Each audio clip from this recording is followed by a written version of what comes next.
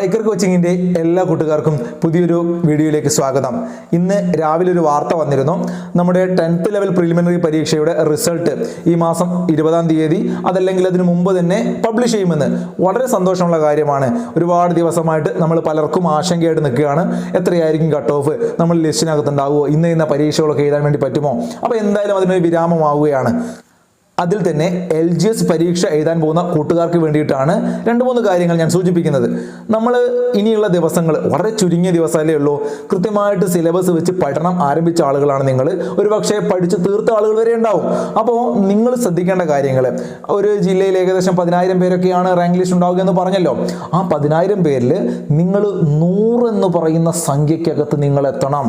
Rank list വരുന്ന സമയത്ത്, main പരീക്ഷ കഴിഞ്ഞിട്ട് റാങ്ക് ലിസ്റ്റ് വരുന്ന സമയത്ത് 100 റാങ്കിനുള്ളിൽ നിങ്ങൾ എത്തണം. ഒരു ഉദാഹരണം പറയുകയാണെ, 10,000 പേരുടെ റാങ്ക് ലിസ്റ്റ്. ആ 10,000 പേരുടെ റാങ്ക് ലിസ്റ്റിൽ 9,900 പേർ എന്താണ്, നിങ്ങളുടെ പിറകിലായിരിക്കണം.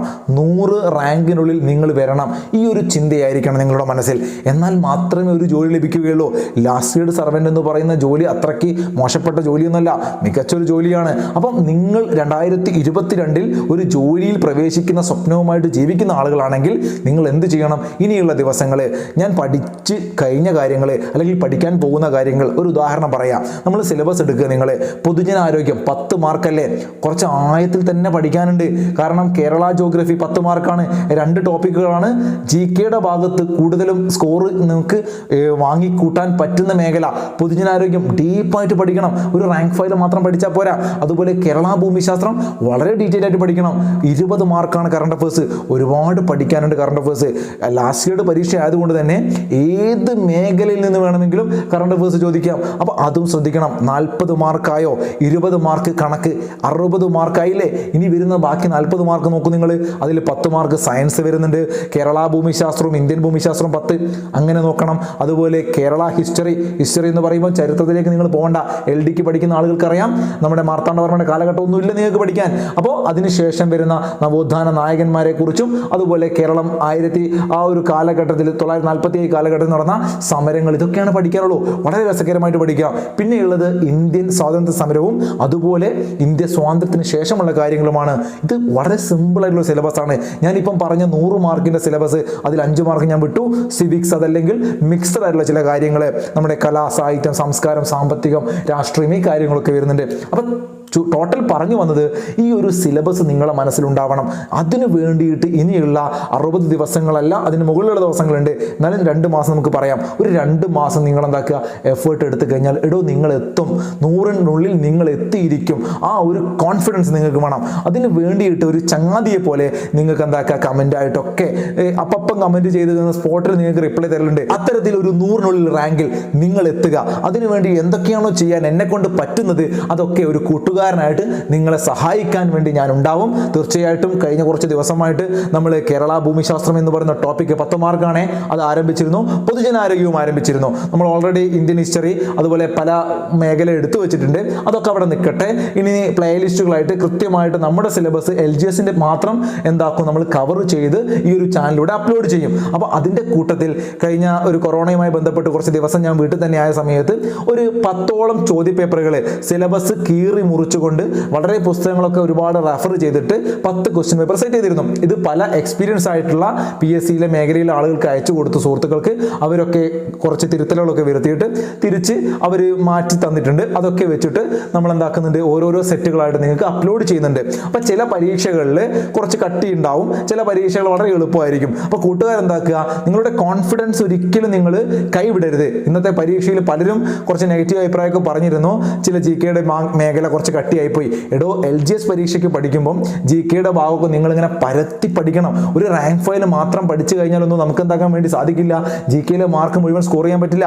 എന്നാൽ ഒരു റാങ്ക് ഫയൽ നിങ്ങൾ കംപ്ലീറ്റ് ചെയ്യുകയും വേണം. അത് വേറെ വിഷയം. അപ്പോൾ പറഞ്ഞു വന്നത്, നമുക്ക് ഏതെല്ലാം സോഴ്സിൽ നിന്ന് പഠിക്കാൻ കിട്ടും അതൊക്കെ പഠിച്ചുകൊണ്ട് ഇനിയുള്ള ദിവസങ്ങളിൽ നല്ലൊരു വർക്കിലൂടെ എന്താക്കണം, നമുക്ക് അടുത്ത വർഷത്തെ ലാസ്റ്റ് ഇയർ പരീക്ഷയിൽ ആ 100-നുള്ളിൽ ഒരു റാങ്ക് അങ്ങോട്ട് ഫിക്സ് ചെയ്യുക.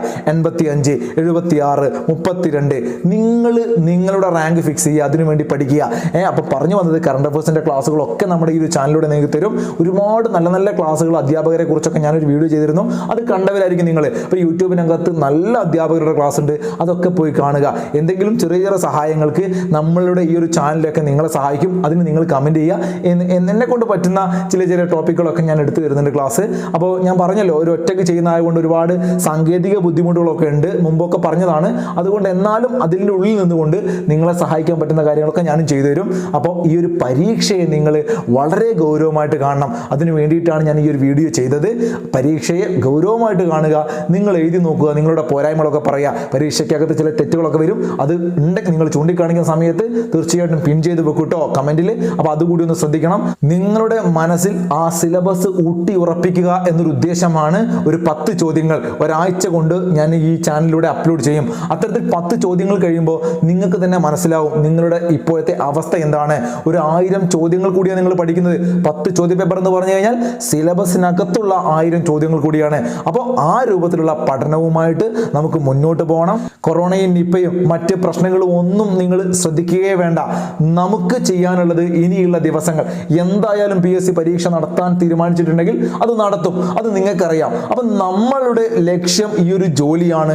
കഷ്ടപ്പെട്ട് പഠിച്ച് പ്രിലിമിനറി പരീക്ഷ പാസ്സായതാണ്. ഇനി ഇങ്ങനെ ഒരു അവസരം ഒരുപക്ഷെ ലഭിക്കില്ല. കാരണം പ്രിലിമിനറി പരീക്ഷയൊക്കെ വളരെ ടൈറ്റ് ആവും ഇനിയുള്ള കാലത്ത്. അപ്പോൾ നമുക്ക് കിട്ടിയ ഈ ഒരു സുവർണാവസരം 10,000-നുള്ളിലാണ് നിങ്ങൾ ഇപ്പോൾ ഉള്ളത്.